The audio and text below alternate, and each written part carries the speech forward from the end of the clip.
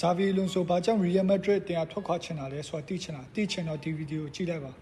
ယခုတွေ့မြင်ရတဲ့အတိုင်းဇာဗီလွန်ဆိုတာ Real Madrid တင်သားတွေကိုလက်ခုပ်တီးပြီးဘာစီလိုနာကိုဂုဏ်ပြုပေးဖို့ခေါ်လိုက်တဲ့အချိန်မှာတော့အမ်ဘာပေကတော့ခမည်းငတုံးလာဒီကိုလာခဲ့စမ်းမှာကွာဆိုတဲ့ပုံစံမျိုးနဲ့ပဲပြန်တုံ့ပြန်ခဲ့ပါတယ်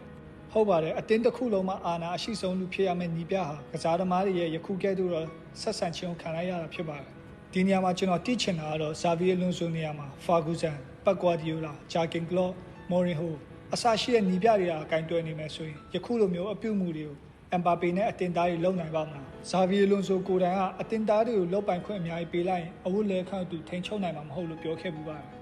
ယခုဆိုရင်ဇာဗီလွန်ဆိုတာ Real Madrid ရာထူကနေနှုတ်ထွက်သွားပါပြီသူ့အနေနဲ့အတင်သားတွေကိုမထိန်ချုပ်နိုင်တာမဟုတ်ပဲနဲ့သူ့အနေနဲ့လောက်ပိုင်ခွင့်အပြည့်အဝမရရှိခဲ့ရလည်းဖြစ်ပါတယ်ယခုဆိုရင် Real ညီပြနေရာကို Real ကစားသမားဟောင်းအာဘီလိုဝါဂိုင်းတွယ်တော့မှာဖြစ်ပါတယ်ဇာဗီလွန်ဆိုဟာ win rate